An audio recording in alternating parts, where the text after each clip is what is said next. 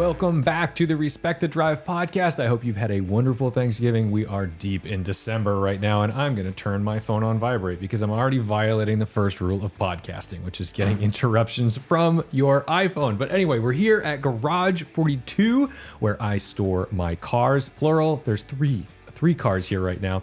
My 1988 911, my Civic Type R, believe it or not gonna see winter this year.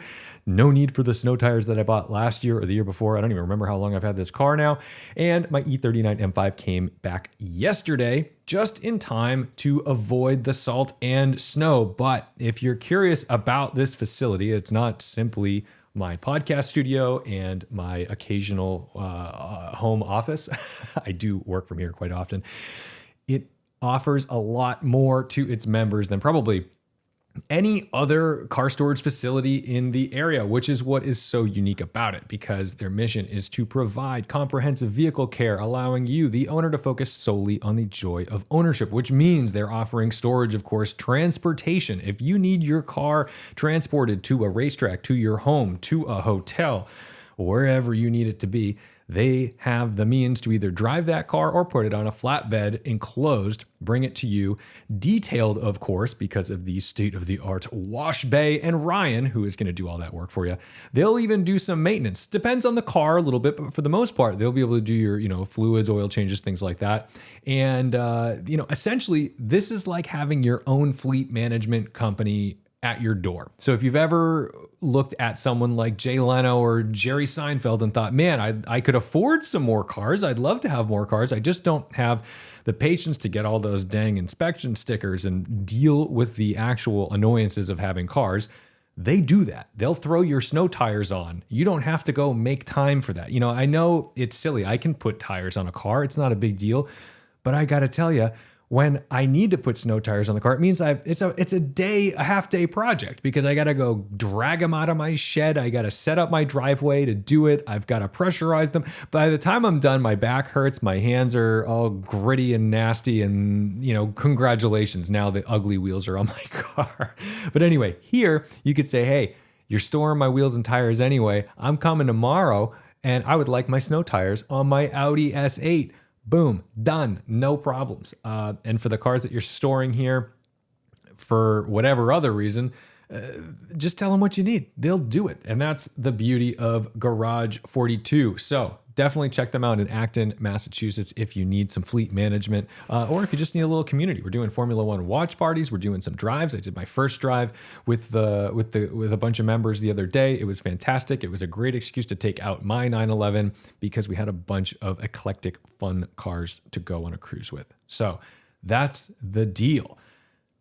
Anyway, I'm here. This is a bit of a cruise show. I'm looking across the table at one of my bestest friends, Eddie Segal, race car driver extraordinaire and host of the Backseat Drivers podcast with Devin. They are Grid Life Time Attack drivers, and they talk mostly inside baseball when it comes to Grid Life, a little bit of Formula One, a little bit of life stuff. But anyway, Eddie Segal, welcome back to the podcast. Welcome back to Garage 42, where you store your car. Yes, thank you for having me, as always. I am staring at my car right now, and it's very nice. I think I did this the last time. I looked right out, and I'm like, oh, it's the Camaro. Yeah, Edwin put our cars outside here just so we could see them from the podcast table. I don't know if that's like a good thing or a thing that he's trying to do that says, hey, drive me. Nobody guilts me about driving my cars like Edwin. He's the worst. He's the operations guy here at Garage 42. But anyway, and the thing is, it is on us when we don't drive the cars, because they wash them. They do. I don't have to do anything. I came in and my stickers were done. I didn't know that. I had a new steering wheel for the Porsche because my Alcantara one is disgusting. Trust me, my viewers tell me about this all the time. And I had a leather one because Maddox sold me his old leather one from the 944. And so I left it in the car, and the next day that steering wheel was mounted in the car. Wow. And now my old one is just decor in the place. So anyway, yes, our podcast studio is here, but it is a really cool place to be. Definitely. It is a place that I quite enjoy being at. So, all right, let's get into this because we do have a lot of things to talk about. And I think I almost hate to bring this up because I'm sick of talking about it, or I'm sick of reading about it. But let's just do a real quickie on the Jaguar rebrand, because Oh yes, yeah. people have been clutching their pearls, losing their minds, and I don't agree. I don't like it, but I also feel no negative anything because they're trying something. And I don't see anything that they've done that is even remotely interesting, offensive. It's just like, it looks like if Saturday Night Live like made a car brand, that's what it would be. It was just like a fashion show. Okay. Nothing that happened in that little fashion show ad was out of the ordinary, which I guess if the point is for them to copy nothing, then that's boring because they've just copied what fashion world looks like. But otherwise, I'm like, I'm completely not offended. I do not care. I wasn't buying a Jaguar. I'm never going to buy a Jaguar. I like E-types and XK120s and Chris's XJR 100. That's pretty much where my love and like with Jaguar starts and ends. And I just don't care. And I don't know why suddenly all these people are coming out of the woodwork as if they've ruined this thing that they loved and were using and were going to use. I'm like, unless you're Waymo, who is buying Jags? Yeah, okay. There's two takes. Personally, there's two takes from my point of view. So there's the side of like, okay, you just destroyed a company, right? Everybody comes out of nowhere, the trolls, the internet trolls. Oh my God, how could you? This is sacrilege. You are taking a brand that is so special and eclectic. It is practically the whole entire British community. Yes, You're throwing it away. How dare they besmirch the name of the S-type? Yes, exactly. So what I you know, and yes, there is some historical value to Jag, right? But let's be frank here. That was over 50 years ago. When was the last time you saw Jag in racing? That's what I mean. It doesn't matter. Did they ever? I think they won Le Mans once or twice. Oh, they had a serious racing history in like the 50s, 60s. And then they had that 80s period. And little bit of 80s. And then they're gone. Yeah. So I don't want to hear, okay, so if you're saying, oh, you've ruined a brand, then why aren't you going out and buying anything from them? If you're coming to me in the year 2024 saying that Jaguar has been ruined, you better show me pictures of you bitching about this since 1999, because this shit has been a turd in a toilet for a long time. No offense to Jag. Like, I like the F-Type. I think the F-Type's a cool car, but the F-Type is essentially a Hellcat Roadster, and that's great. But that's the only thing that they've made. You're not selling enough of those to keep the brand afloat. I mean, brand is not successful. So the other side of it is, they've tried everything, it seems like. You know, you look at the last 25 years, let's say, of Jag, right? They have tried so many times to reinvent themselves. I mean, the last time it was what, like the 2010s when Ian, whatever his name, McClellan.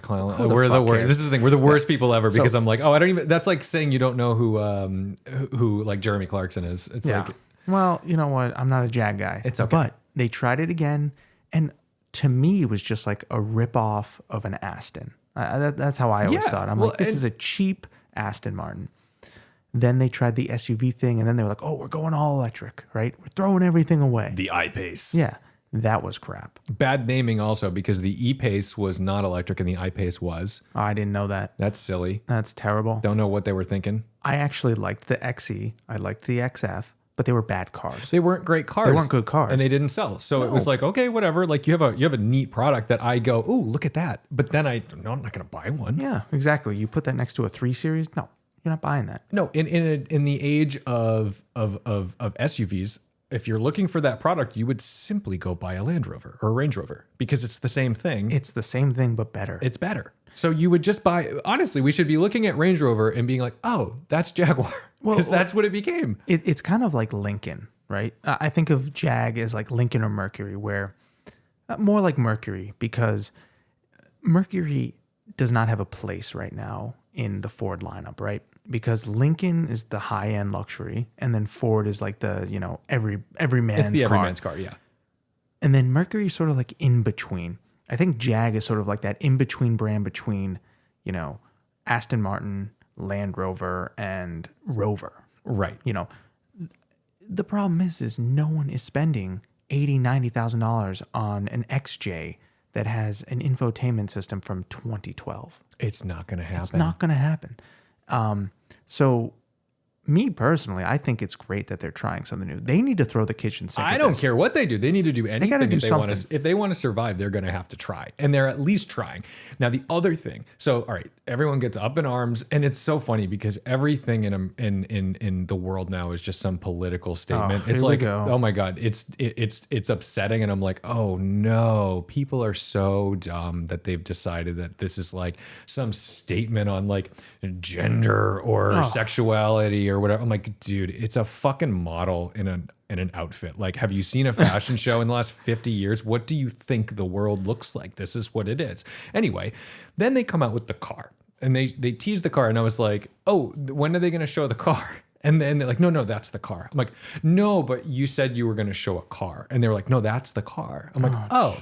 And everyone's freaking out because they're like, this thing looks like a Rolls Royce Wraith or this, that. And I am essentially staring at a pink cube in an art gallery while everyone fights about it. And I'm like, I'm going to go get a burger because I don't have any emotion about this pink cube. It means nothing to me. It's a concept. And I'm not a concept car guy. I don't like concept cars. I always think they're stupid. I always think they look nothing like what's going to happen to whatever a brand is going to do. It's very rare that like anything more than some subtle design cues come out of a concept car, make it into an actual product line.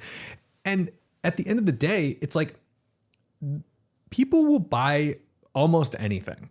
Look at the Cybertruck. And you can sell them anything now. Yeah. And somehow Jag can't. But yeah, I don't understand. But it's just so unemotional to me that I don't know why it has garnered the attention it has. I think it's triggering people because all of us, all humans get off on emotion and living in the past, right? You know, you have these, you reminisce about the great days. Oh, and Jag was, you know, you crank started it. You know, they got to do something. So if you really like Jag, you got to let them try something new because, you know, selling these I-Paces or whatever, they're not going to work. No. The company's going to be gone. I think it says more about the people in society than it does about Jag when they're complaining about these things. And it's just like, oh, okay. Like nobody buys cars anymore. Everybody's buying SUVs. They got neither. If Jack in the Box stops selling some like dino nugget, would I get in a fucking internet fight about it? I wouldn't care. Like, I don't go to the Jack in the Box. I don't care. You don't buy Jaguars. Stop yelling. I know. You don't even buy it. I think it would be one thing if they were like, yeah, you know, they're selling their most popular model, right? They're just stopping it, but they don't have a popular model. They're not taking anything you wanted away from you. There was nothing. Let them do whatever the hell they want. Exactly. Like, you know, if they were like, oh yeah, BMW came out, it's like, we're killing the M3. Oh, I could understand that. Let's get in a fight. Get the pitchforks Let's get in a fight. But, oh my God, the I-Pace is gone.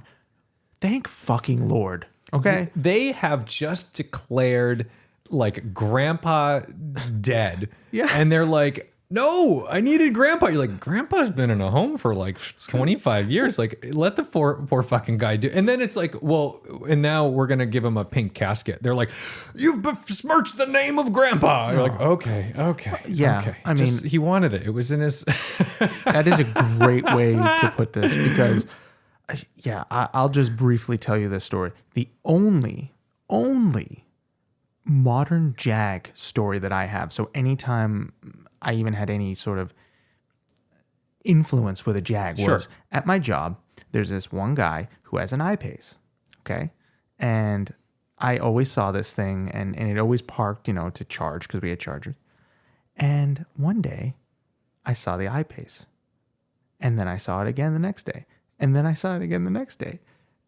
And this happened for what felt like a long time. It turns out it was like 4 weeks. It was almost a month. Like it hadn't moved? Hadn't moved. But the guy who owns it still came to work. And I'm like, hey, you know, one day I was like, hey, what's going on with the I-Pace? It's been sitting there for a while. I guess it's a slow charge, huh? Like I made a joke. Yeah. He's like, electrical system just completely died. Everything, it locked up. Oh, no. And because it's an electric car, you can't move it. No, it's toast. So he's like, I tried to call a tow company. They wouldn't pull it out.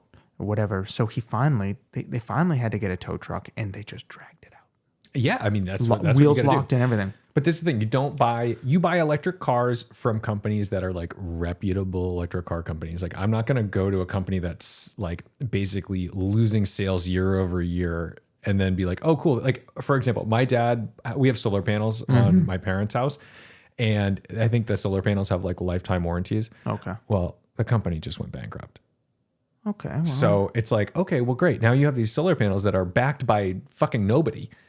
yeah. And that's how I feel about those kind of cars, where it's like, I mean, if you bought that car thinking it was going to be like a real reliable thing, like you're just not doing your research. But anyway, for me, I have no emotion toward it. No. I'm watching people fight over something that is literally meaningless to them. No, I don't know yeah, why they're exactly. fighting. People just fight to fight now. Oh, they just want to start shit. You know, this is the equivalent of like, is the dress, what is it? Is it blue or is it gold or whatever? And it's like, I don't care about the dress. Yeah. I'm not interested in it. I'm not fighting about it. You know what? I'm not going to tell you what color I see because I don't fucking care. You don't want to give them that sort of, respect. I'm not even giving you the satisfaction. Okay. So the other side, I wanted to get, because I've got you here, I wanted to see if you had any stories around your driving school history, because one of the videos that I made a few years ago, I was in my E92 M3 and I was doing a lane etiquette video. Oh. And this video kind of pops up once in a while and it will get a lot of either like positive comments of people who agree with my lane etiquette or negative comments of people who are like, fuck you.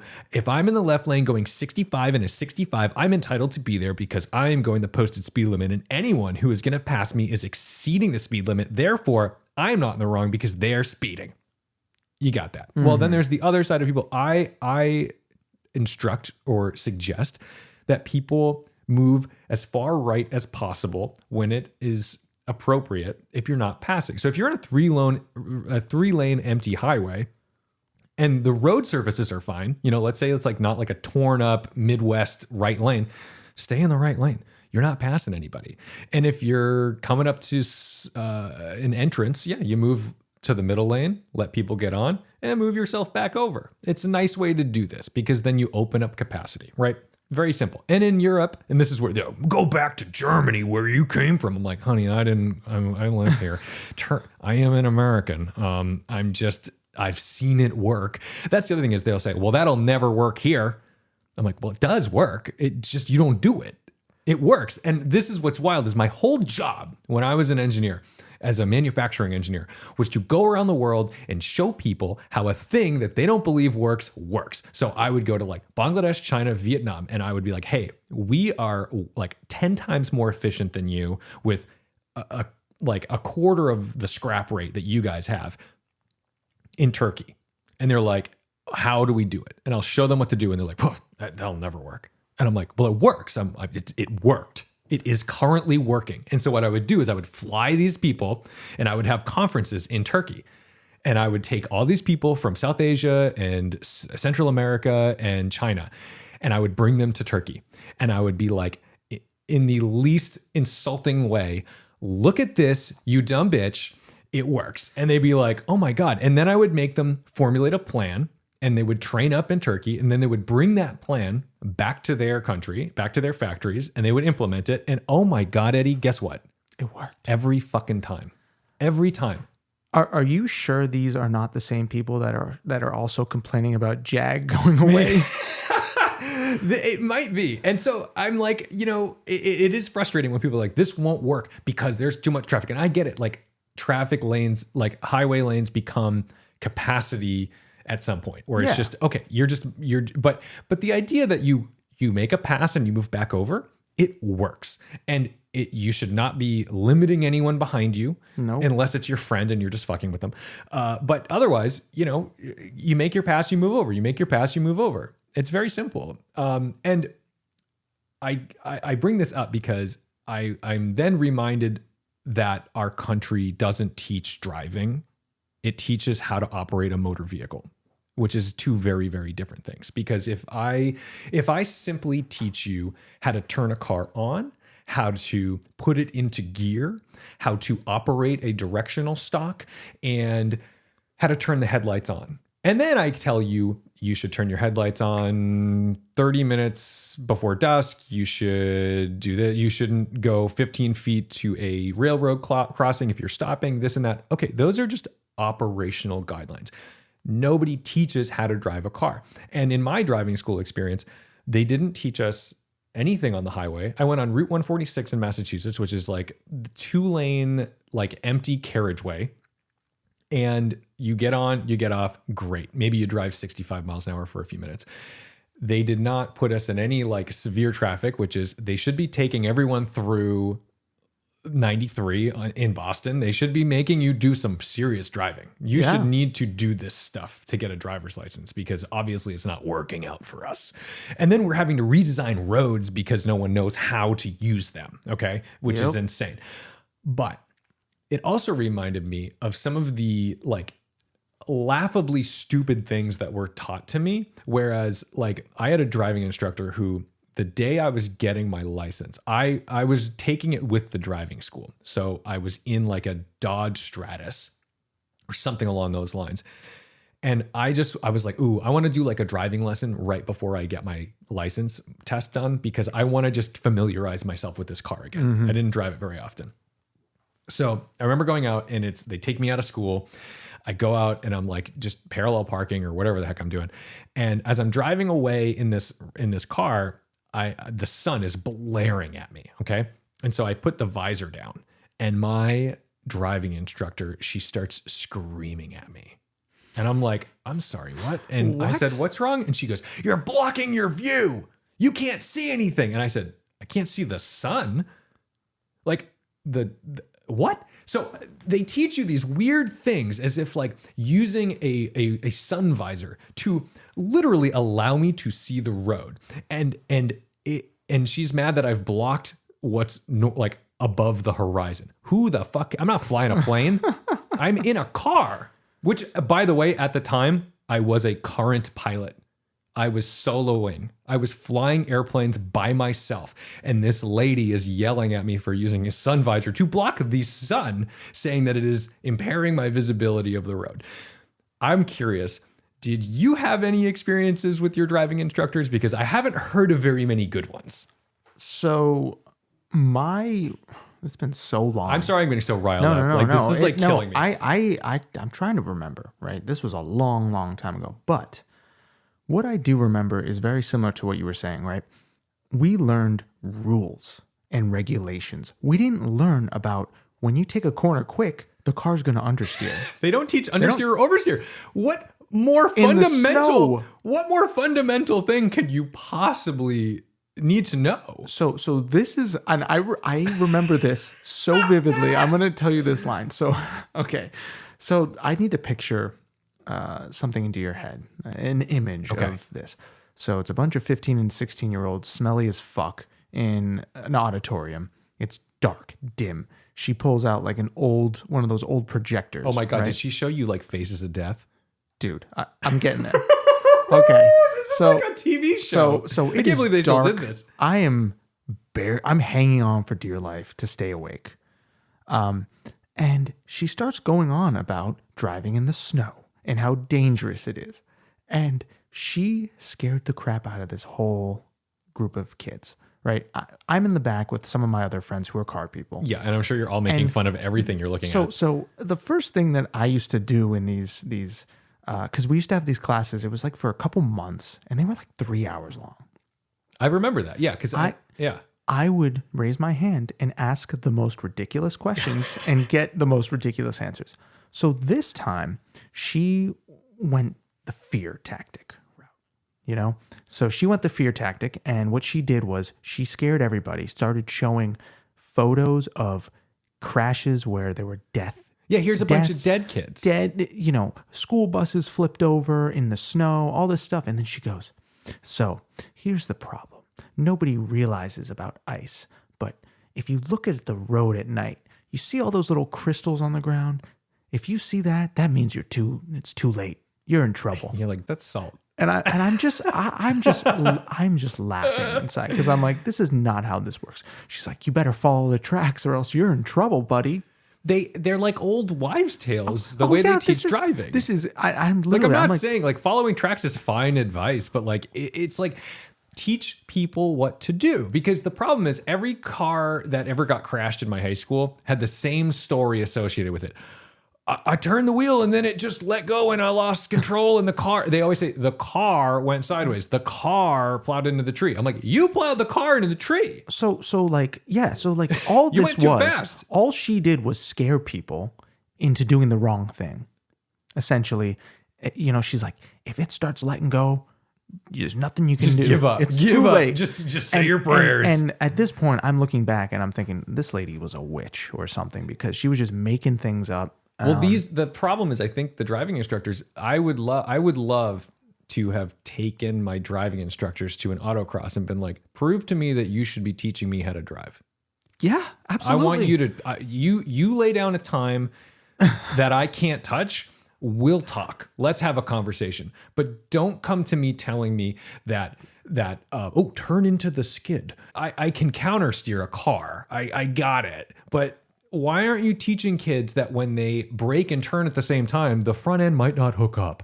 Or if they get on throttle mid-corner too hard, the car might understeer away, and what to do? Do you lift? Is it a front engine car, a rear engine car? Like, why aren't we teaching how to drive? Because the only people that were teaching how to drive would be those, maybe a skid school, but that would be like the only reason people did it was because maybe your insurance premium would go down a little bit. Except, how is that not mandatory? Well, so that's driving. That's not advanced. That if you are operating a car, that's driving. That's it. That's the only fundamentals. I mean, listen, here it is. I'm getting so amped up. I'm gonna hate editing my own voice because I'm like Jerry Seinfeld. Like, I don't understand with these driving schools. I can't.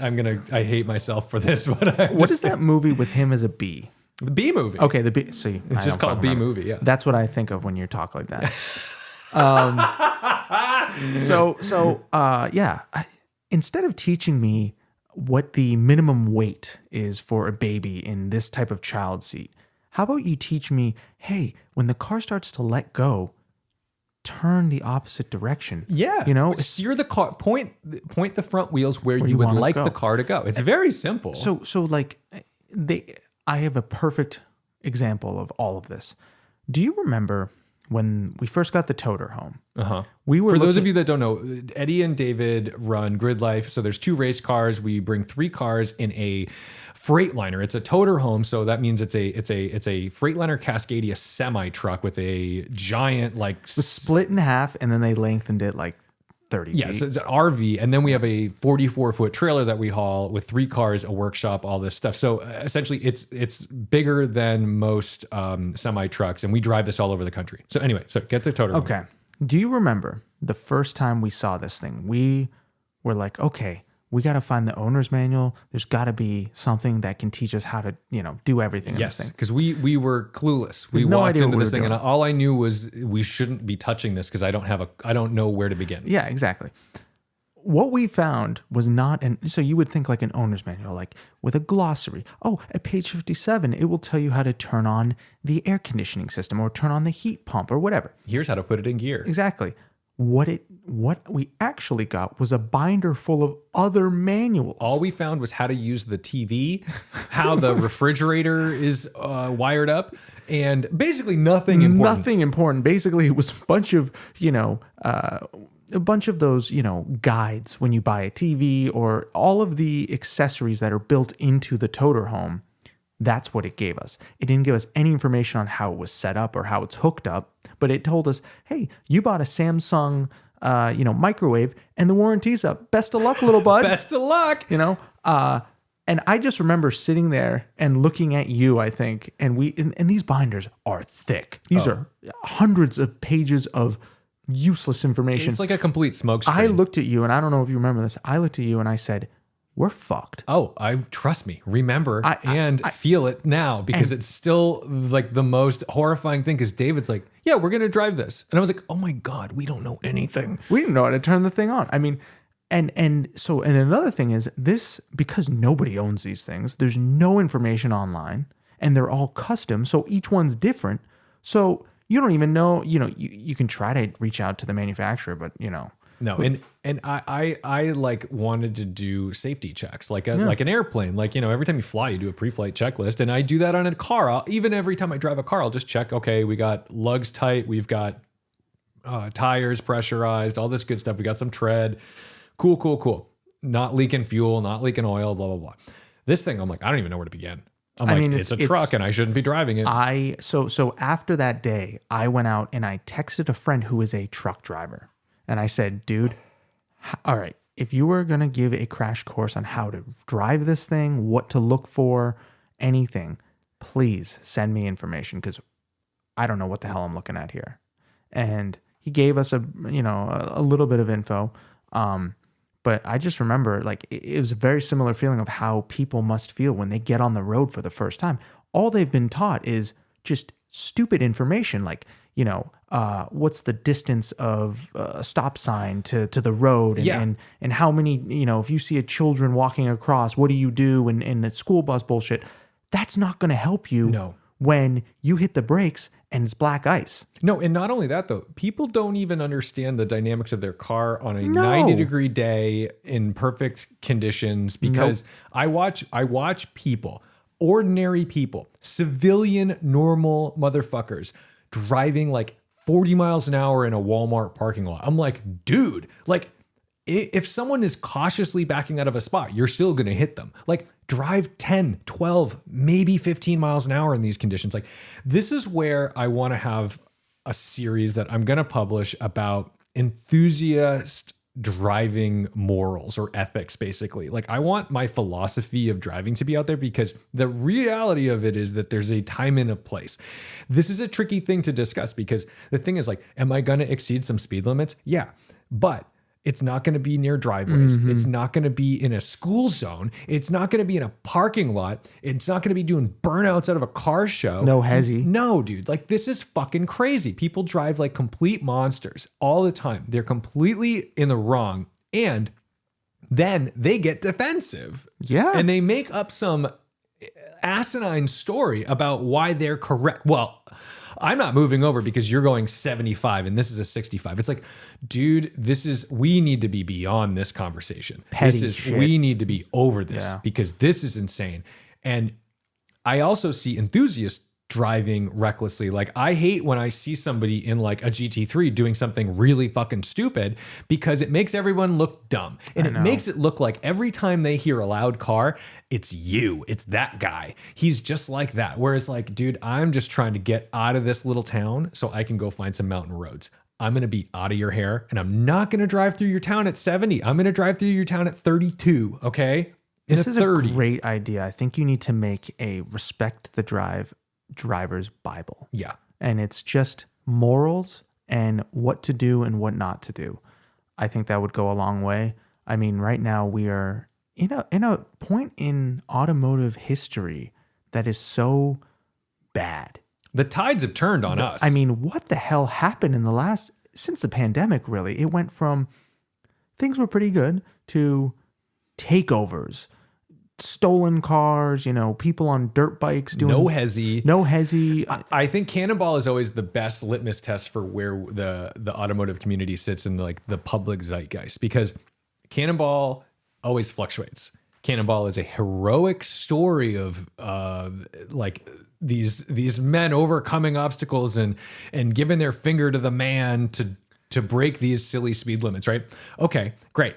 Then it's oh my God, look at these reckless, rich monsters who are just using public roads as a racetrack. Okay, then it's like, oh my God, Ed Bolian beats the Cannonball record. Let's get him on Good Morning America. Okay. And everyone's like, how did you do it? Same with Alex Roy. It was like, how did you do it? He's going to go talk to the FBI. He's going to teach these people about all these things. And everyone's like, wow, oh my goodness. Launches VinWiki. That's a huge channel because of his Cannonball accomplishments. Now, you say Cannonball to people, there was just an article written recently about how stupid the Cannonball is, how absurd it is, how dangerous it is. Now, there are no recorded incidents, even certainly no deaths with the Cannonball Run. But it is interesting to see how year to year, even within the same year, a Cannonball Run can be a heroic achievement of planning and clever tricks and persistence, or it can be, look at what these pieces of shit are doing in our country on our roads. Think of the children. And there's always this difference between, you never know. If you break a Cannonball record, you do not know if you'll be holding a medal or if the country will be clutching their pearls. It is up to the world. And I think this is where we are with the car community, because everyone got these loud exhausts and went crazy, and now everyone hates them. If you hear a burble tune, even me, I'm like, shut the fuck up. This stuff drives me nuts. Garbage. But I'm like, well, that's what normal people think too, and they hate all of it. They don't know the difference between, ooh, that's an E39 M5 with like a cool Borla muffler or something, and it sounds neat. No. They don't know the difference between that and like some burble tune on a 3 Series, like a 340i. And it's all bad to them. It's all bad to them. And I think rallies were like a big, exciting thing for a while, like, Gumball and Bull Run and all the, and, even I do this rally to give thing. And I can tell like when people in these little towns we drive through are happy to see us and not happy to see us. And it is a bizarre feeling when you, in one moment, feel like a superhero going through a town in an LFA or a Ferrari or a Lamborghini. Like the kids are waving and you're like, yay, this is great. Look what came to your town. Versus people like wanting to literally run you out of town because they think you're monsters. And I don't know. And new car, what new cars appeal to you at this point? Nothing. There's one. I know you like the ZR1. Oh, well, okay. I forgot about that car because I like the ZR1. That's just ridiculous. I like the C8 just in general. I think as a platform, GM knocked it out of the park. Agreed. What's funny is people complain. They're like, oh, they copied a 458. I'm like, that's good. What better thing to copy? What are you talking about? Do you not realize that America is built on copying? Wake the fuck up. I used to be a huge GT3 fan. Wake the fuck up is so funny to hear out of your mouth. I don't know why. I like that. I want that to be your segment. You're like, wake the fuck up, America. No, but it's true. And it's like, they're doing things no one else is doing for money that no one else can do it for. Yeah. That car is going to be like the cheapest 1,000 horsepower you can buy. Oh my God. With a warranty. Yeah, with a warranty. I mean, it's so crazy. And I just love that GM is willing to put their entire, R&D budget for the Corvette on the line, essentially, on the line, to just prove a point that is like, V8s are still here. Absolutely. We're still here, and we're not going anywhere, and now they're an F1. But let's say outside of, bizarrely, GM again, outside of the Blackwing, the Cadillac, the CT5 Blackwing, and the ZR1 or, a Z06, are there cars that I haven't really looked forward to anything?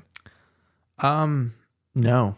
I used to be a huge BMW fanboy when I was in teenage years. And I was like, if there was a new M3, if there was a new M5, it was the only thing I could think. I wanted things in a way that was unhealthy, poisonously envy, right? Like you'd see someone roll up in an E92 M3 in 2008, 2009. Oh. And I was already didn't like who was driving it because it wasn't me. That, No, not, I get it. Not healthy. Like fuck you. I want that. If I see someone pull up in a brand new M car right now, I'm like, I do not care. Well, and unfortunately, those cars are associated with exactly what we were talking about. Agreed. Which is, and I'm not saying every M driver. They're good cars. They're great cars. I drove a CSL. You drove the CSL. And I gotta say it. That's the best M3 I've ever driven. It's crazy. It is bonkers. It handles great. The brakes are unbelievable. It's definitely underpowered and the stats. It's way more power than what it is marketed at. They're complete monsters. But forgetting the looks, looks are looks. We all have opinions on people. Sure. That's why there's Hinge. I did not swipe right on the bucktooth grills. So the thing for me is BMW is going down a path that I don't think they realize there's no turning back. Their marketing campaigns are now not about the ultimate driving machine and more about we have the most gadgets, we have this tech, we have that. You know, I'm sorry to say this. In 10 years' time, your 5,500-pound M5 is going to be a pile. Probably, yeah. And no one's going to be able to work on it. And the funny thing is the dealers will not even be able to work on it. Because they're like, think about this. We have a Garage 42 client who has a bunch of like Luxo barges. This is the Depreciation Society. One of the cars he owns is a Rolls-Royce Silver Seraph. I don't know how you're supposed to say it. I'm not rich. Anyway, the Seraph. Anyway, this car, it was the end of Rolls-Royce and the beginning of BMW, right? So it's the last of like the proper Rolls-Royce, but neither of them really claim the car. So the thing is this, I remember he I think he jump started it in his driveway once or something and it like fried a computer. And now it does not work. It is a brick. There is no one to plug into this car. There is no one to replace this thing. No one can touch this thing. And I think that's like the story of the M5 in 10 years or 20 years, because they're going to be like, oh, well, we're way, that system, we don't do that anymore. We don't even have the thing to plug into that anymore. They've already done that with those 7 Series with the 4 batteries, you know, the V12s and with the 4 batteries. You can't. They're just like, goodbye. That's it. Yeah, because the dealerships, the service guys, they only want to deal with things that are within warranty. Because when they show you how much it's going to cost, they're going to say, no, total it. Yeah.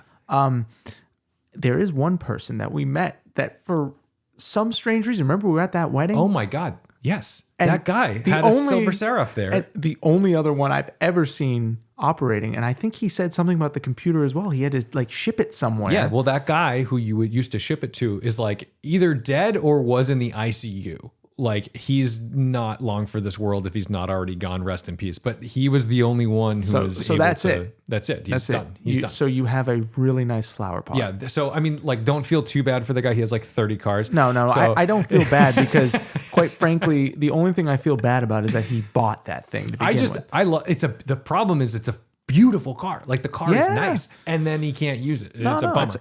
You could put like a Diablo like piggyback thing on it or something and make it work probably. It's a great car. Just rip that engine. But you can't inspect it. It won't be legal. But either way, all I'm saying is I do believe that there is going to be iterations of cars that are coming out that are like these complex hybrid systems, which also I'm not anti-hybrid.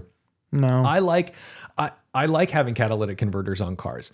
I think breathing is pretty fucking rad. Yeah. I really dig it. Yeah. I love, I'm an avid runner and sometimes I run on the road. And as much as I love a hot rod, I would rather have a Honda Civic driving by me than like a 72 Chevelle because I would like to not like have an asthma attack while I'm running or just walking on a street. You know, it's like, I cannot imagine whenever you see these old like 60s, 70s videos from like Boston and stuff, and they show like those, we're like driving through the city. I'm like, oh my God, the smells. Your eyes. I'm like, no wonder everyone was fucking haggard looking.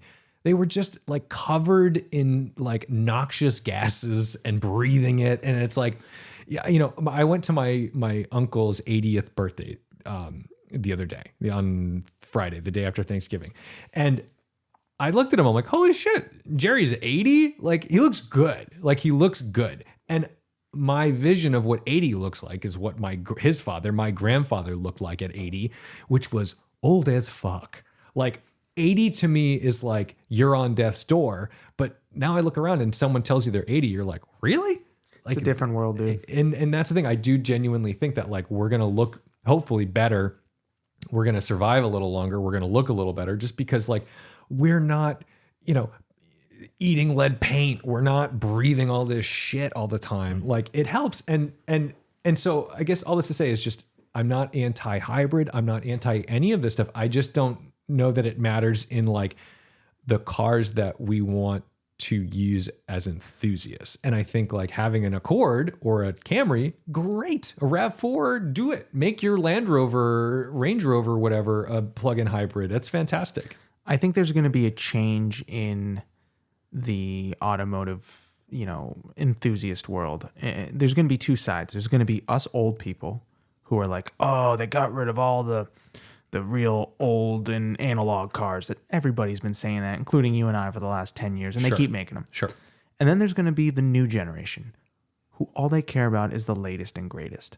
And that's what BMW, Mercedes, all of them are tapping into, because they know that these people aren't going to keep them very long, and they have so much money, they're throwing it away. It's weird though, because on the one hand we have an economy and people saying, "Oh my God, the price of eggs! How can anybody live?" And on the other hand, I'm like, the average consumer is buying a $60,000 car. I'm like, so what about those fucking eggs? How about those eggs? Because suddenly, like, you're driving a carbon fiber littered C-Class and you can't afford eggs.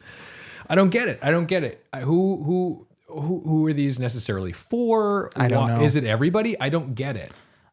Back to the M5, I think the other problem is it's not appealing to people who had the old ones. Clearly. So they're basically alienating their previous buyers, and they're also possibly alienating the future buyers because they don't want to buy it because it's too expensive to maintain. Right. So you've got this circle of hate, essentially, and it just doesn't seem like it's going the direction that BMW thought it would. And I mean, it shows. I haven't looked at a new BMW and said, "Man, gotta get me one of these." No, I it's think just not. Yeah, it doesn't do it for me anymore. I mean, I liked. Okay, when the F80 came out, I wasn't a fan. Now I look back and I'm like, that was a great car. It grew on me a lot. Definitely. I still think dynamically it was pretty flawed in terms of like, we've had some sketchy moments in F80s. Yeah. But I think that was one of the last cars that I thought, ooh, how cool. Or like, 991.2 GT3 was a big deal for me. But we used to get like new engines when you would have a facelift Porsche. The new GT3 is essentially like a course correction on like the MSRP. It's just like, okay, we gave you a slightly different look. We took away the key. We took away the key. We took away the tachometer. We took away all this. And all right, so here's the thing. For a little while, I was like hesitant to talk about this because I'm like, am I just getting old and grumpy, or is it the cars? And I'm like, it's the cars. I'm not that old and grumpy. I'm not. I'm really not. No. Like, I like stuff, but you know what I miss? I miss looking into the driver's side window of a car and seeing a gauge cluster, and it was unique. Like, I remember when I was like 7 or 8 years old, my little town always had this big country fair. Okay. And everyone from town would come and they'd park all their cars everywhere. And I remember some guy I think it was an F355. And I remember it was the first time I had seen a Ferrari like that wasn't at a car show. And I looked inside the thing, and I think it had a 200-mile-per-hour speedometer.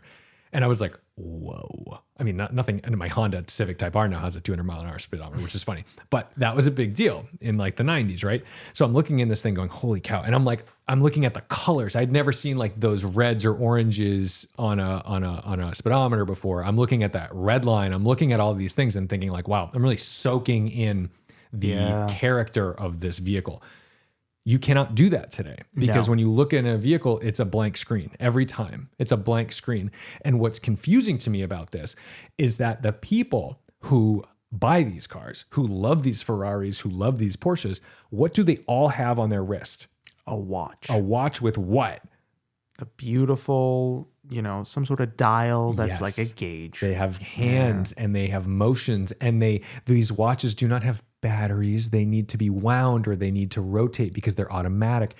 These are things that people value. And yet in the cars, it's all going away. And I don't understand why we would lack the character. Now, I famously always wear a Garmin watch in all my videos because I'm a runner and I keep track of my fitness stuff. And once I started doing that, I became obsessed with it, and I just need to know what my heart rate is all the time. And no, I get it. I'm wearing my Apple Watch right now, and all it tells me every single day is you need to stand up. You're fucking obese.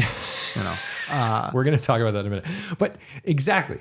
However, what I am fully aware of is that this is not a classy watch. I'm going to borrow a watch for your wedding because I'm not going to wear this to your wedding. But it's my daily driver. So I get it. This is like my Tesla. My watch is my Tesla. But if I'm going to buy a Ferrari, if I'm going to buy a Porsche, if I'm going to buy a Rolls Royce, I do not want that. I want jewelry. I want a VH platform Aston Martin with the anti-clockwise tachometer meeting the speedometer at 200 miles an hour. And like, that's what I want to see. I want to see jewelry. I miss video gauges.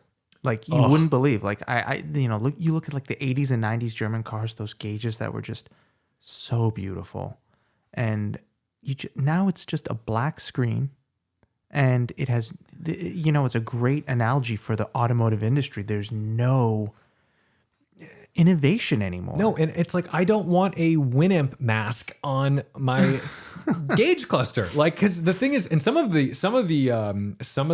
masks on these, some of the user interfaces are so ugly. It's not better. It's not better than a needle. It's not better than these gauges. And I just wish that could come back. And I do think that there's going to be a course correction with this. I do think that there's going to have to be some level of enthusiast cars coming back in a way. And I know we're not going to get some like 8,000 RPM V8 again like we had in an M3. That's okay. I can survive We this. understand why it's gone. But what I would like is, my Civic Type R has a really nice turbo 4-cylinder. Wouldn't it be cool if you had like an S2000 with that engine and real gauges? And it's funny enough that the S2000 didn't have those gauges. So the funny thing is though, I will agree with you, right? There is a way to make digital gauges look cool, but in an analog fashion. Like what they did with Mustang, like an S2000, like my 8th gen, Yeah. where you had the digital Yep. speedometer, and then underneath it was that old school You had the analog tach. tach, and that's all that mattered. You wanted to look at the tach because that's what was great about it. It wasn't the speed. There is a way to do it.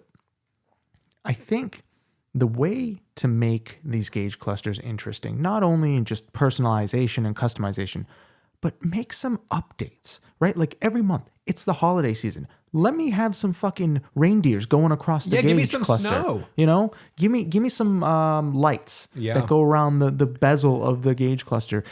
When I turn it off, let it say ho ho ho. Like, that's what I want. You can't even say Merry Christmas anymore. Yeah, like that to me is what's cool. Like that's how you make it cool, because you can't do that with analog gauges. Yeah.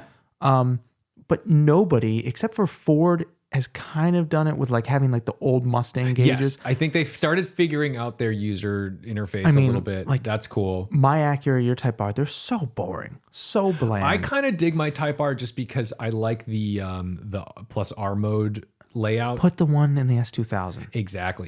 I don't want the fake version. Right. Like those were designed off of the McLaren Formula One cars. Yes. Okay. Yeah. It's not the real thing. No. know? All right, here's another It's a joke. And if it's going to be a joke, make it a joke. Make it funny. Make it fart when you hit the red line. Sure. Okay, do Elon. something cool. But I get it. I hear what you're saying. Like utilize the technology to do things that couldn't have otherwise been Exactly. done. Instead, they're just showing you a thing that you're like, well, this would have looked better if it was actually a gauge. Yeah. The frustration is when they take things away. The other thing that drives me nuts is I wish they would stop animating indicators. I do not like a dancing directional, because as a driver who is behind the car with the whoa, it's doing the thing, I'm distracted. I am just a fucking squirrel looking at a nut. I'm just a crow looking talking at like the shiny Audis, metal. right? Like oh the- my God. I get it when you're like in your little tuner car and you like, I have my double blink on my M3 Yeah. when I did the Euro tune and shit like that for the hazards. Fine. Blink, blink, blink, blink. Great.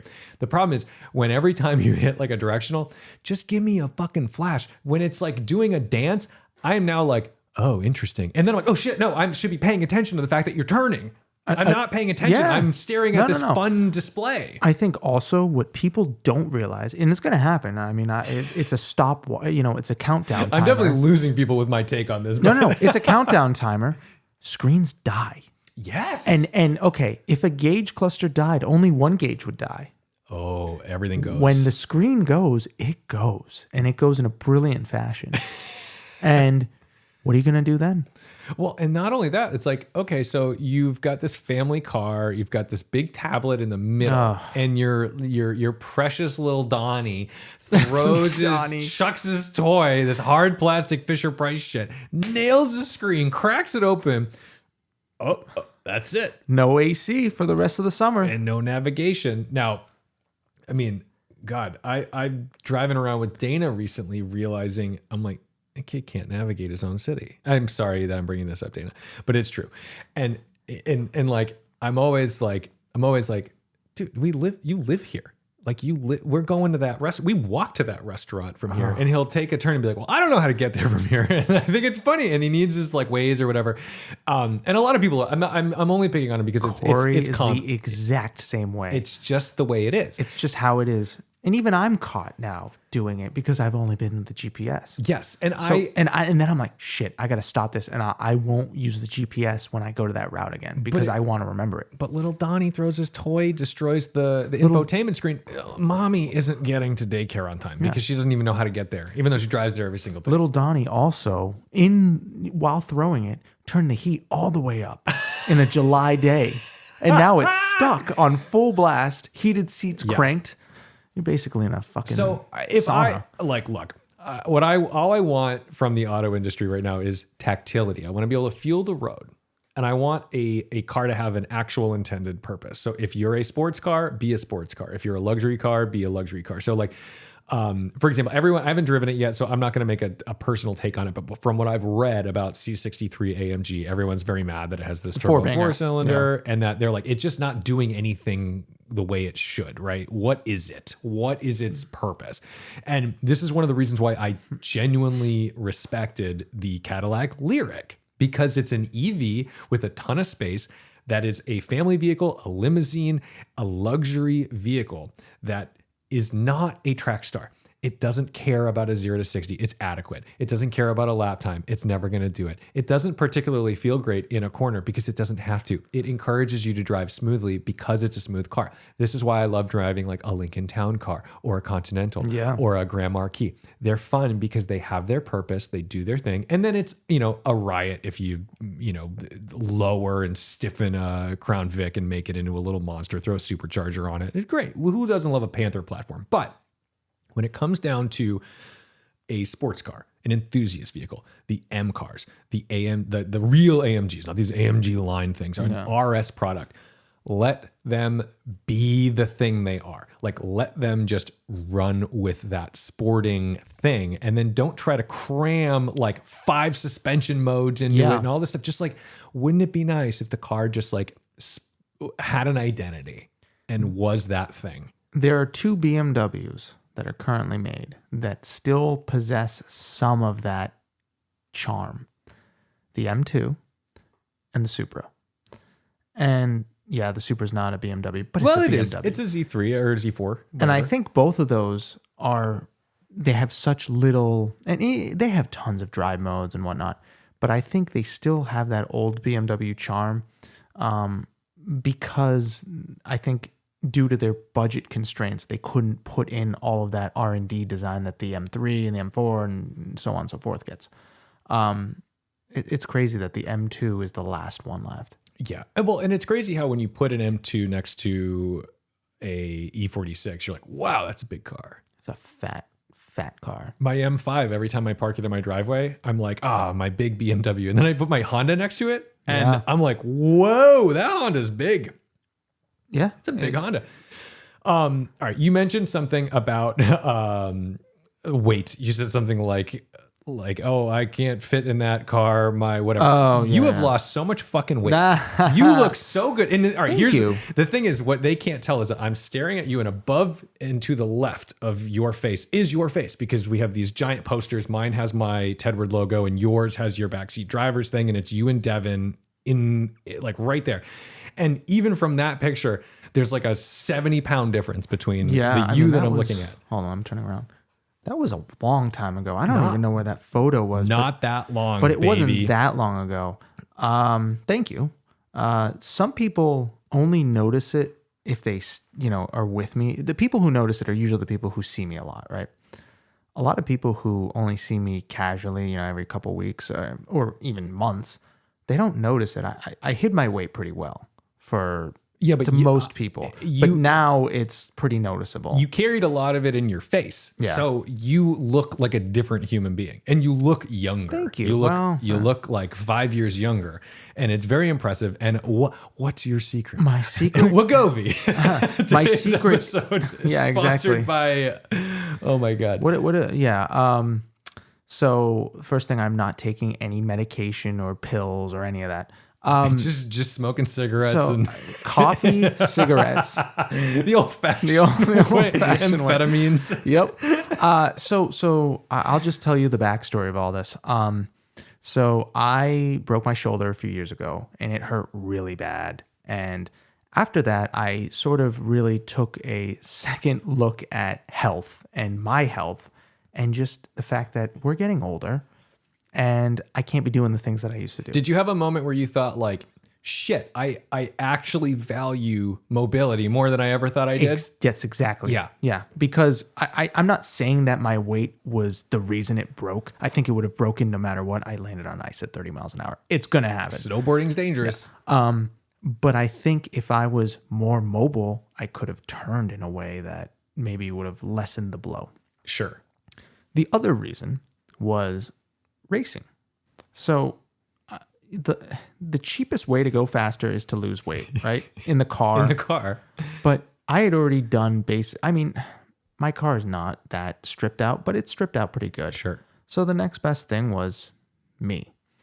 So It's hard to pull 75 extra pounds out of a Honda. it is. You have to pull it out of yourself. Exactly. And also I got a new seat that was quite tight, and I'm like, you know what? I got to do something. I love the idea that instead of wanting to fit into your prom dress or these jeans that you had, you wanted to fit into a racing seat that you thought looked cool. Yes, exactly. that is exactly Everyone's what like, oh, I want to fit into my jeans from high school. You're like, this Cobra is a little tight. Exactly. So, I haven't really changed my diet very much. Mostly I'm just eating a normal amount of food. Just and I'm half the amount of Mountain Dew. And I'm not drinking soda nearly as much. Cut out the Code Red. Cutting out the Code Red, so I'm only having one a day. No. And the other thing was I stopped drinking a lot. Yeah. So I used to drink what I thought was an acceptable amount. Well, we all did. We all did. We would have 5-6 beers casually, like without a problem. And then we'd be like, all right, let's go out.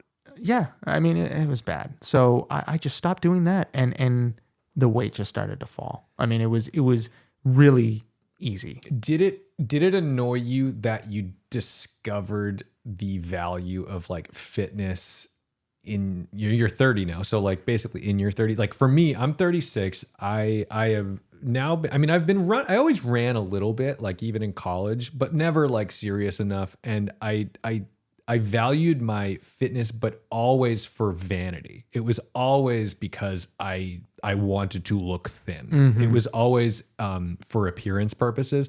So I wasn't that concerned with like, oh, I need to be able to lift this, or I need to be able to run a marathon. It was more like, oh, if I get fat, then I'll feel bad about myself. Okay, great. Now I feel like I am more inclined to exercise because I want to exercise, because I want to be ambulatory for a very, very long time, because I want to have muscle mass. So that way, as I'm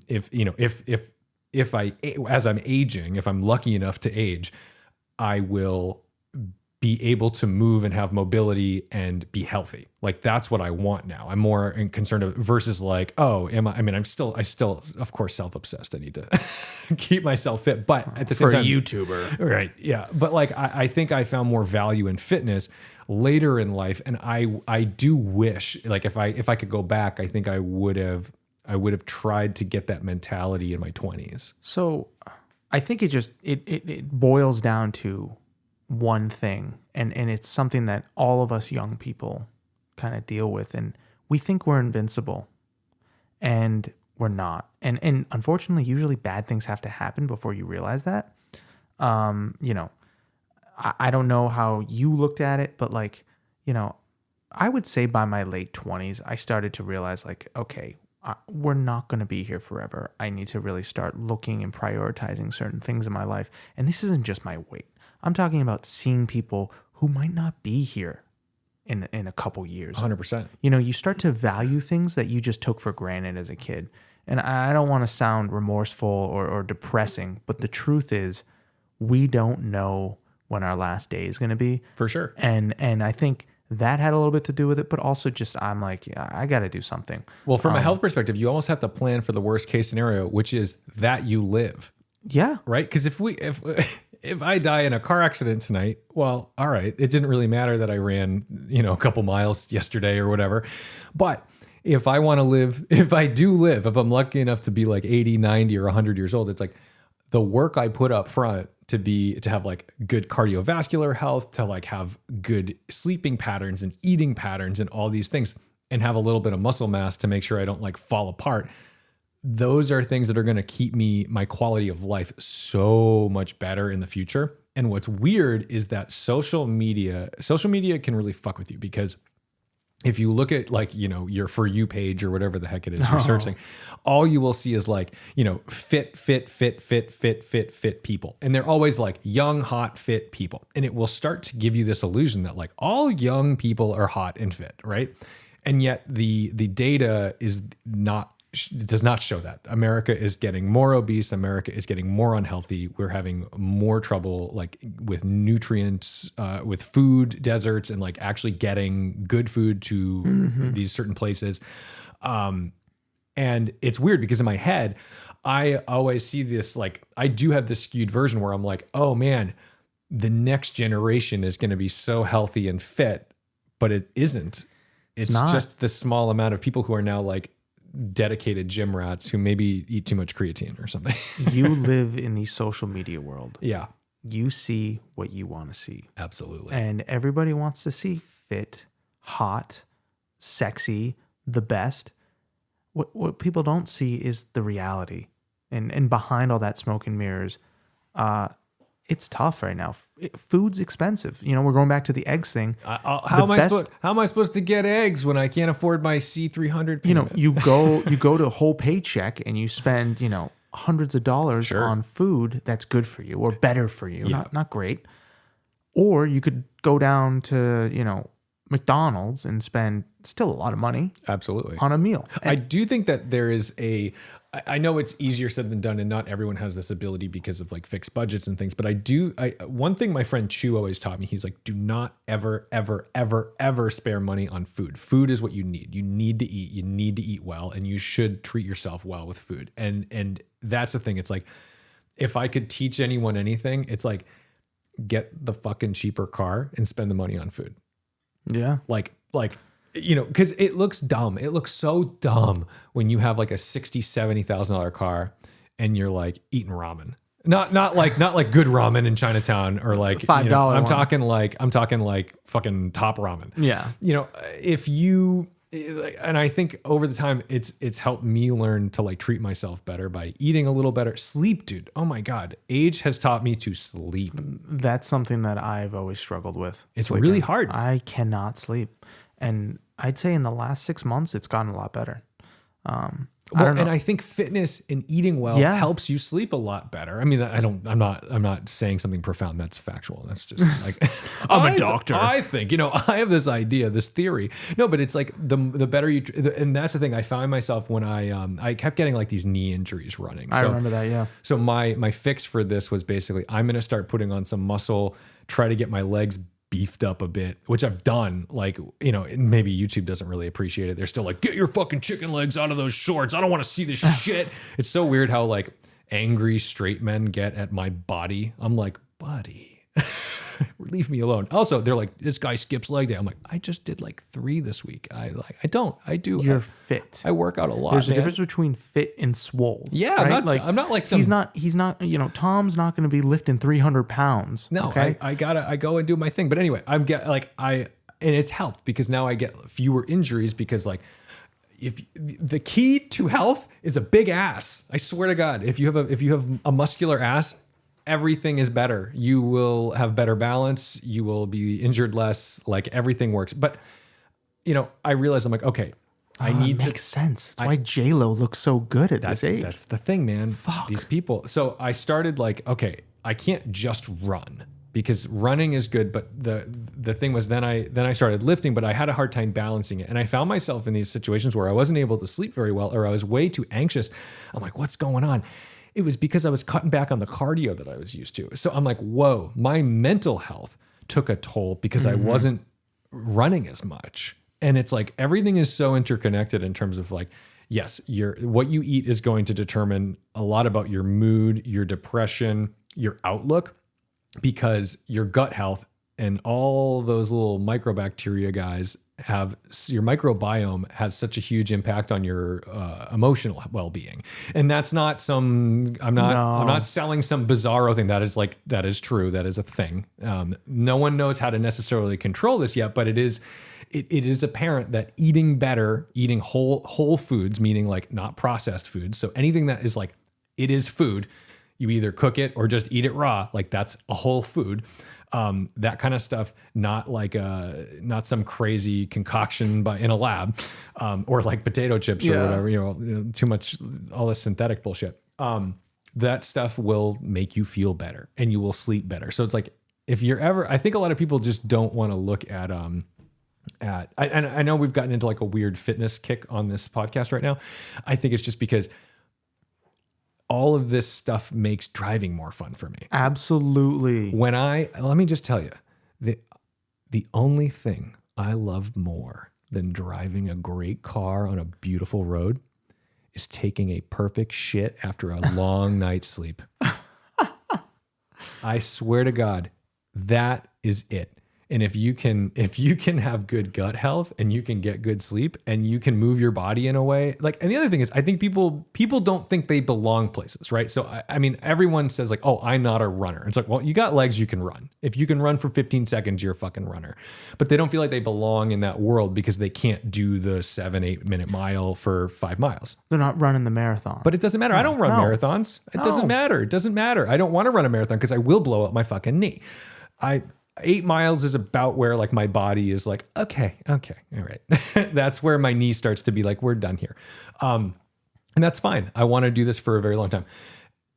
I just think that like, we're going to enjoy our things and we're going to enjoy the moments that we have if we're like feeling good about ourselves. And if you don't think you belong in a gym, you're wrong. You're just wrong. Everyone belongs in a gym. Everyone belongs on a bike path, running or rollerblading or riding a bike or whatever. Like, I want to democratize that as much as possible for people. And I think a lot of things too, something that I learned too is it's all about dedication. It's all about what you put in. If you how many times have we heard people, they ate overrated Thanksgiving, like I'm going to the gym, I'm getting back into shape, and then they, 3 weeks down the road stop. Well, people bite off too much, and they do it in such a non-enjoyable way. Like, you have to enjoy it. I went to the gym today. I did 16 sets, so I did 4 exercises, 4 sets of 4 exercises, and I enjoyed myself. I did like 15 minutes on an elliptical because I'm trying to cross train a little bit to keep some weight off the knee, and then I did my thing. And then I'm going to go tomorrow. I'll do another muscle group and it's great. And that I see people and they'll post their workouts and they're like, I did like 38 sets or what. I'm like, buddy, like it's clearly your full-time job. You're accelerating the wear and tear on your body. Absolutely. Or you're just pushing too hard and then you get injured. And it's like, just if it's really hard, go for 10 minutes. Yeah. Walk for 10 minutes on that treadmill and then start putting the incline up. Then do it for 15, then do it for 20. Do a few little mobility exercises, stretch it out, get used to it. Just go. This is the reason why I didn't like do a lot of track driving, because it was like, oh, I really wanted to be out there, but I didn't know if I belonged. I didn't know if I was like really okay to be there or whatever. And it's like, once you get out there, you're like, oh, I'm a driver. It's fine. I'm rolling my eyes because this is one of the best drivers I've seen. Oh. And he's over here worried about not fitting in. This is a man whose job revolves around driving. I don't think there's more of a person who deserves to be there than you. Thank you. And I mean, anybody deserves to be there. If you want to be there, go. There's nothing that, and that's just most things in general. If you're scared to go somewhere, just go. Yeah. Because I would rather go somewhere and then realize, okay, maybe this isn't for me, then for the rest of my life, think about the fact that I didn't go and I wish I went and tried it. And that's the thing. I need to remember like the regret I have for not starting sort of like, oh, I should have been like running more regularly or like in a smarter way over my 20s. You got to learn, dude. It's like, shit, I wish I did that 10 years ago and I didn't. The same goes for like what you're doing right now. You'll think about that in 10 years and think, oh, I wish I did that. Life, that's life. That being said, I think you definitely need to get back on track. And you did make a small little purchase I may have influenced. I got some wheels for the Honda. We went up to New Hampshire with our friend to our friend's house, which we used to do a lot. And we used to have lots of like friend time weekends where we just go up and usually it was unhealthy. It was like, okay, it was what we just talked about not doing. Absolutely. It was like, let's eat like shit. Let's eat a lot of bacon and oh my God, I love it when David says, don't worry, I got all the food. And then we get up there, we're like, all you got was poppables and bacon. Yeah. This is not food. And then we're like, oh good, but we have beer, so that'll cancel it out, right? Yeah. Anyway, but we spent some time together and I was 100% coerced after a couple of beers to buy a set of wheels. And I did.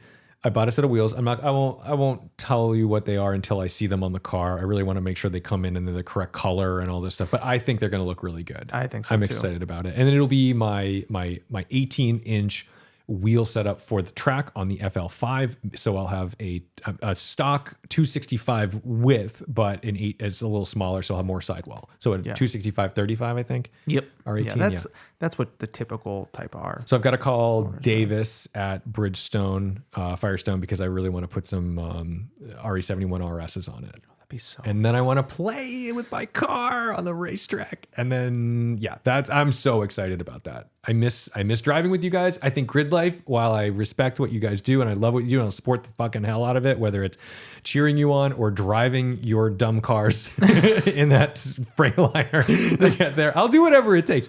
But it is sometimes like, oh God, I really want to be driving. And then you guys are like burned out by the time the season's happening. So it's like, you're not coming to the little track days around here. So one thing that this weekend really brought up was nostalgia.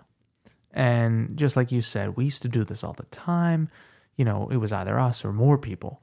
And it reminded me of how fragile, you know, a friend group can be. And you don't take things, you know, too seriously. You have to enjoy your life. You have to do these things because I think you, myself, and David, and even Corey, we're all really busy people these days. And we always just, we'll do it next week. You know, there's so many times where we've tried to make this happen and then something happens. It's or too easy. We make another plan. And then while we were up there, we had such a good time.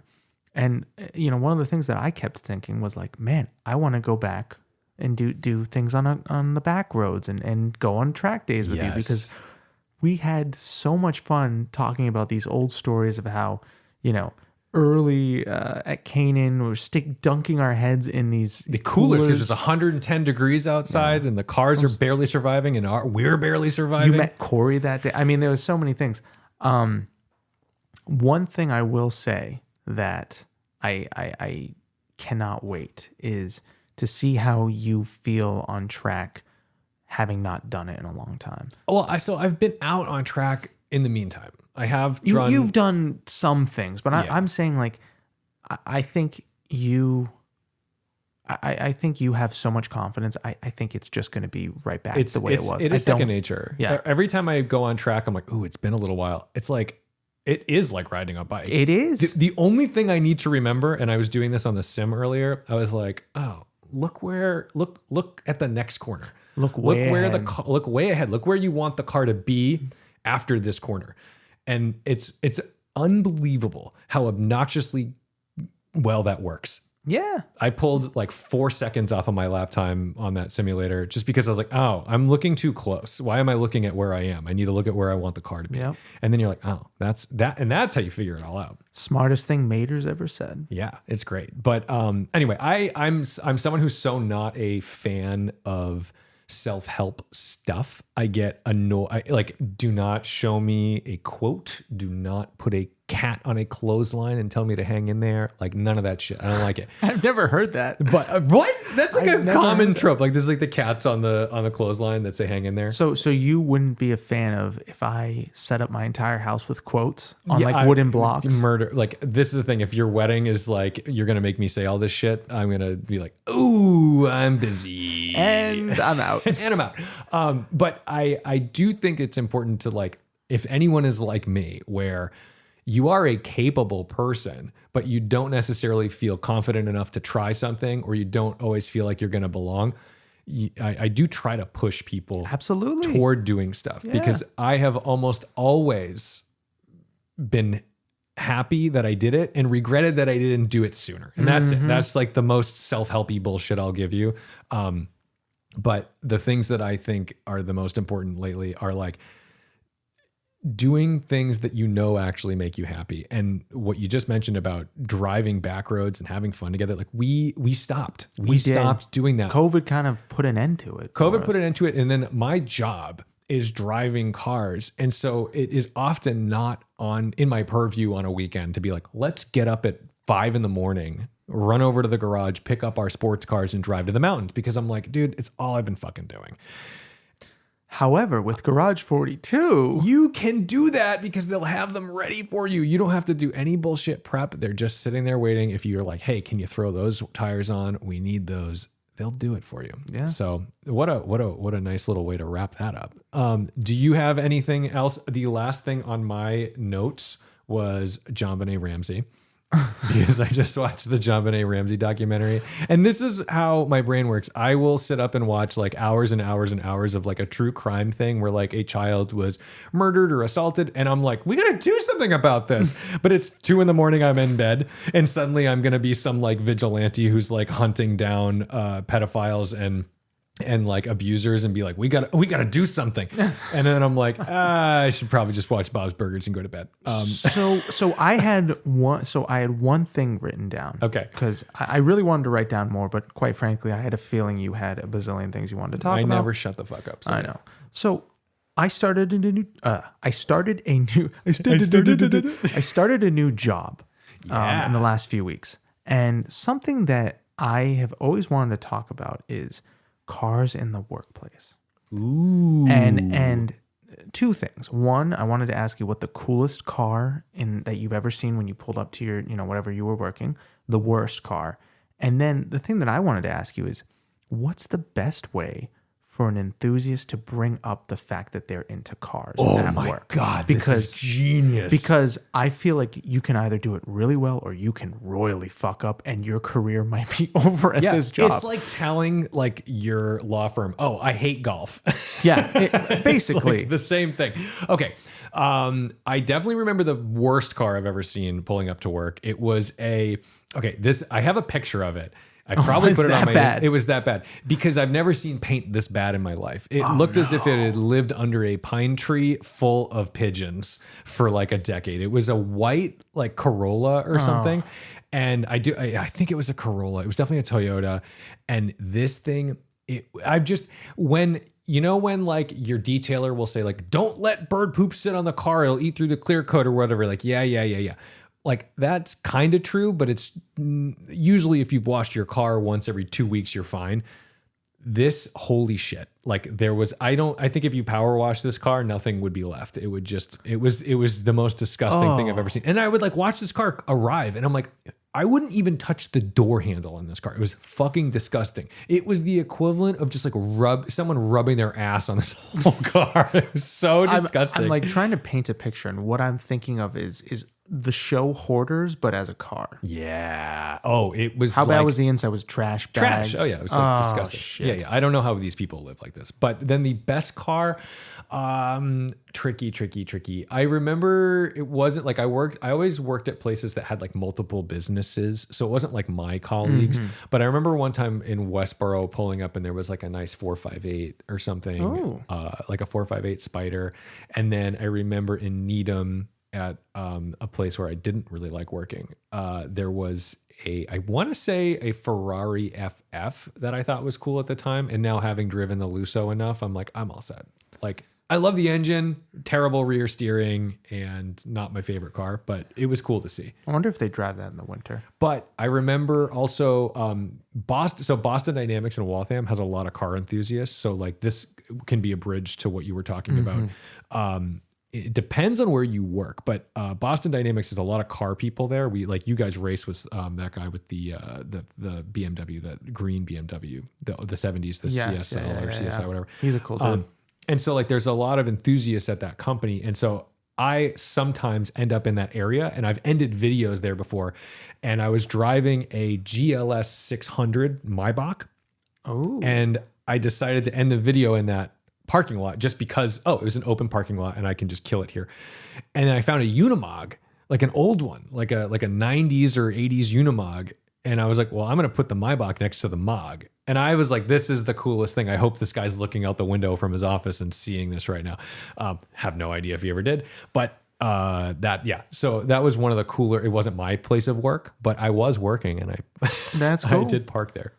So I almost feel like liking cars, and this is circling way back to the first thing we talked about, is not a good thing anymore. Oh, I hate telling people I like cars. It's like telling people you like trains. I like trains. I know they're cool, but it's embarrassing. And people people say like, what do you do? And I'm like, oh God. Because the people who get it. I get it. I don't have to explain myself. But when the thing is, it becomes so immediately apparent when someone doesn't get it, because they're like, well, what do you mean? And then I'm like, how do I even begin? I don't know where to start. Yeah, no, so the reason I brought this up was because I have found the enthusiast section of this parking garage. So it's 5 floors. No, it's not 5. It's 4 floors, including the roof. The basement level, you can get directly into the building from the elevators. There's a way to get into the building from there. All the other floors, you have to walk outside. Right. So that means all the normies park as close to the elevators as possible. So, and all the enthusiasts park. You would think that, but people forget the basement even exists. Because okay, I get it. Because there's like the loading dock, and most people don't want to have to drive all the way down there, so they park on the first floor. And they walk in. Yeah, path of least resistance for those people. Down in the basement, the normies park really close to the elevator and the door there. But in the depths of the other corner. But in the depths near where the fuel tanks are, there was an RS3 and a F80 on snows. That's the ticket. And I'm like, parking there. That's the best. I had the parking garage that I parked in Needham. There was a couple like M car guys, and I would bring the M5 to work once in a while. And every time I parked that car, I would come back and there'd be like 3 other M cars next to me, and it was just like it was like a bat signal of like over here. Yeah. And I would meet people like that. And the thing is, you would like hope that they were walking out to their car at the same time you are, so maybe you could say something. Or I've actually had people like leave little notes on my car. Yeah, where they're like, hey, I love your car or whatever. And then you're like, oh, I hope when I meet this person, they're actually cool and they're not some like twit that I hope I don't ever see again. Then there's the other way. And this is the way that unfortunately most of the time it happens. People buy those cars because they're the most expensive. Yes. And they don't know what they're driving. And you walk up to them and you're like, oh my God, I love this car. I love the RS3. It's such a fun car, right? Yeah, what a great 5-cylinder. Can you believe they made this engine and it's so tunable? And they turn around, he or she looks at you and goes, my significant other just leased this. It was the nicest one. Yeah, I wanted green. Yeah. And I could get a green one if I bought this. And they look at you as like you're some crazy psychopath, and they're like about to call the police because they think you're going to steal the car. I had to make a call today at the gas station. I was in the GX, which is the wrong car to say something to someone in a cool car, because if you're in something cool, like if I roll into a gas station in an Ariel Atom and someone rolls up in an M3, I can be like, hey, cool car. And they're going to go, yeah, nice. And then you have a conversation. But if I'm in like a GX 460, now I just look like a weird guy who's like, hey, cool car. All right. Anyway, I pull up to the gas station. There's this middle-aged woman in a Z4, like an older one, like a soft top convertible like Z4. First gen Z4. Okay. It's on Sparco 18-inch wheels. It's got Kumo like max performance summer tires. And it's cold. Wow. And she's fueling it up. And I'm thinking, all I wanted to know, I was like, are you putting this back right now? Or are you dailying this? Also, when are you changing these tires? Because you're going to be super duper fucked in about a week. Thank fucking God they're not our compounds. Yeah. Anyway, I decided not to say anything. The only way I would have had an in to like approach this woman, which also no woman wants a man to talk to her at a gas station, like straight up, like probably not the move anyway. Pump something else. But if I were in like a Z3, like a Z3M, then I could be like, hey, cool BMW. And then maybe that opens the door to the conversation. I'm not hitting on these people either. By the way, don't hit on people. It's gross. It's like get to know someone, because this is the thing. Then the car guys scare away the women, and they should be fucking scared because you're creeps. Yeah, it's like, That'd be weird. don't go to a bar and pull out your car key and slap it on the. I drive a 911. Oh, I got a Porsche too. Yeah, it's weird. I think. I mean, like, there's the thing about car enthusiasm and approaching people in public. It's always weird because you don't know what level of enthusiast you're talking to. You don't know what section of this you're talking to. Is it a takeover kid in a Hellcat? Is it like the casual guy who bought it because he watched Top Gear? Yeah. Oh, I just always loved BMWs, and this one sounded good. Okay, cool. Nice E92, right? Or is it someone who's like so insanely hardcore that you're going to be like, oh boy, like This is too much. it's too much. Or they think you're too much, because like we are probably way too much when we like. How many people have we scared away? I don't even want to. I don't know where to begin, because there's times when I'm like, if my first move is too strong. If I'm like, oh man, I love the S54 and your Z4M. That's rare. They didn't make a whole lot of those. And it was the last time you could buy the S54 because they had stopped making the M3 at the time, and they kept it going with that. They're going to be like, what the fuck are you talking about? But Eddie, that's a normal conversation for me. I know. And you're like, okay, play it cool. And you'd be like, that's a nice color. I like silver. And then they're like, oh, thanks. And you're like, you gotta like suss out how hardcore these people are. Absolutely. I don't know if it's just me getting older and less interested, but like when I go to car shows now, this is gonna sound really bad. I don't give a fuck. Like, No. I don't like standing there and talking about my car. There's a difference though between it organically happening in public. Absolutely. Going to a car. No. I agree. It's different if you just meet this person for the first time and you just start talking, shooting the shit after work. Going to That's a car completely- show is like speed dating. Oh, it's It's a worst. singles bar, and the aim is to not be single. We want friends. I want friends who are looking.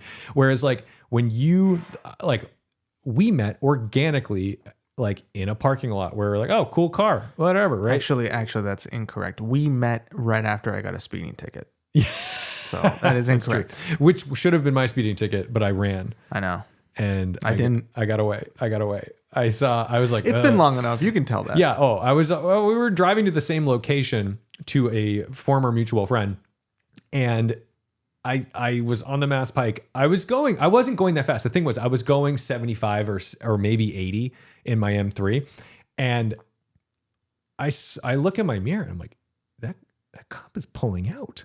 Oh my God, what the fuck? Why is he pulling out? I was the only one on the road. I'm like, this is not good. Like, I'm fucked. If he's this pissed about like 78 on the Mass Pike, Yeah. I'm like, I'm getting a ticket. So the thing is, I saw him like very leisurely start to like roll out of his little ditch, right? And I was like, there's a hill. He can't see me. And I made it to the next exit and around a bend and took a different parallel road. I took Route 9 all the way to Worcester. Okay, because I was like, fuck this. Not a fucking chance. Are you taking? I'll get taken. If you want to take, those are the days where I was like, look, you want to take me down for 150? Go for it. Go for it. I deserved it. I'm like, I am not going down for 78. It's not happening. Dude, I went by him probably going 75. So yeah, you went. And he threw the fucking book at me. Well, the thing was, when I said, where was the cop sitting? You said he was sitting right after the Route 9 exit. Yeah. And I was like, yeah, because he missed me. Yeah, he was sitting right there. He came out for me. I was gone. And then he was like, shit, where'd he go? I saw him. And he was probably pissed. I saw him. And I didn't do anything because I'm like, I'm not speeding. You're going 75 I'm in the Mass Pike. I'm in the middle lane going like 70 to 75. And he comes out and he starts screaming. And I'm like, excuse me, it's like 6 a.m. Also, I just want to talk about, I don't think there's a time that I can remember in the last 5 years that the road, other than COVID, that the roads were as quiet as they were back then. Oh, I miss it. Do you miss that? Like you Dude, wake there's up. so much traffic now. Dude, I was driving to work at 5:30 on Tuesday, 5:30 in the morning. and it was traffic. I'm like, what are you doing? I'm not an anti-American, anti-capitalist. However, I would like for them to sell less cars because this is crazy. There's too many cars on the road. Cars. I mean, like we were talking. I'm like, one of them. I know I'm saying this You're as one of a the- person we who are one of the drives people, yeah. I drive a car alone. I'm not chauffeuring anybody. We did our part on our way up to New Hampshire the other day. Yes. I took everybody in the GX. We had all 4 of us. It was great. But like, look, I get it. But we need to. The country needs to invest in public transportation because this is getting so out of hand. It is so bad everywhere all the time. And like this place where we are right now, there are certain blocks of time where it can be difficult to get out of here. It took me an extra 15 minutes than it normally does because of just light cycles on Route 2 and stuff can be really brutal. But yeah, it gets ugly. But we need to get more people driving less, or we need to get more people. Like that's what's crazy is like people keep buying more cars. People who COVID made it. Yeah, Everybody's it's a like, bummer. I'm not going in a That's bus. we totally can do an other topic. entire We'll do another podcast on podcast on that. But yeah, I just I did not deserve that ticket. No, and I that fought was- it and I lost. You lost? I lost that ticket. Oh God. Well, that's because you had a bad record prior to that. They thought you were a monster. Listen, I only had and you looked real slick. several tickets. up Also, until your then. car was that smoked out 8th gen Civic with like I a had to- Tomei exhaust I and put like the windows down because I knew it was the loudest car in the world. That car was so the awesome. best. I love that car. Anyway, we should probably wrap. We got to do these more and just come to the garage. We're very sorry for not doing this in this garage as often as we'd like. But just like New Hampshire, next year. Actually, I think the last time we did this was last year and we talked about resolutions. How depressing is that? This year, I have not bought a house, Eddie. talk about resolutions. We're coming here at least once a month and doing this. Yeah. Okay. All right. I'm sure the You need to listeners you need to shake on this. it. I'd spit on my hand, but that's gross. Anyway, thank you guys so much for listening. Thanks for supporting the channel. You can always go to the Patreon, the Tedward Drives Patreon, if you would like to donate small tidbits of money, little bits. You don't have to donate. I don't need much. Teddy needs breaks. Teddy needs breaks. No, honestly, it just keeps fuel in the cars to do these things. Okay, it's the little things. It's like if 100 people donate $3 a month, like that That's does a me in. vlog of us going to the Kank. Yes, You know? that's us doing stuff because then it's not me going like, I don't know if anyone's going to watch this. Then I'm not going to earn any money back. And great. Okay. And also just taking the time out of our days to come here and bother the Garage 42 crew. Yeah, every They're time so nice to us. They're way too nice to us because we usually screw up at least one thing before we leave. I wanted to wash the undercarriage of the GX when I got here because I'm like, ooh, it's pretty salty. Like today was salty and it's drying out. And I'm like, well, this is perfect. I'll wash it. So I told Ryan, the detailer, I'm like, hey, Ryan, do you mind if I use the wash? He goes, no problem. And then I'm like, I'll put everything back the way you want it. And he was like, just give me your keys. I'm like, no. I'm like, he goes, give me your keys. And he did it for me. So now my car is like squeaky clean. Oh, lucky. And well, the underneath of it is, but yeah. And he was like, look at this. And so much shit came off of that car. It is crazy. Because they have the thing that can roll underneath. He does that. I like that thing. I love that thing. But anyway, thank you guys again. Don't forget to respect the drive. Thank you to Eddie. Thank you for having me. Where can they find your podcast? What's it called? Respect the Drive. No, I'm just kidding. The Backseat Drivers Podcast. We are on Apple Podcasts. I don't even know. You're what on it's called. Spotify. And You're on- Spotify. yeah, And yeah. Spotify. You can also find me on my Instagram. Just find Tom and then look me up and you'll find it. Zegal. Yeah. It's like it looks like ZL1. Yeah, because I Zegal. have a ZL1 that I don't drive. Yeah, which is so funny that nobody knows you have that car, and that's like your identifier on Instagram. I mean, that's how long ago this was. All right, thank you guys so much for listening. I'm That's done. it. We've done it. I'm done. We're done.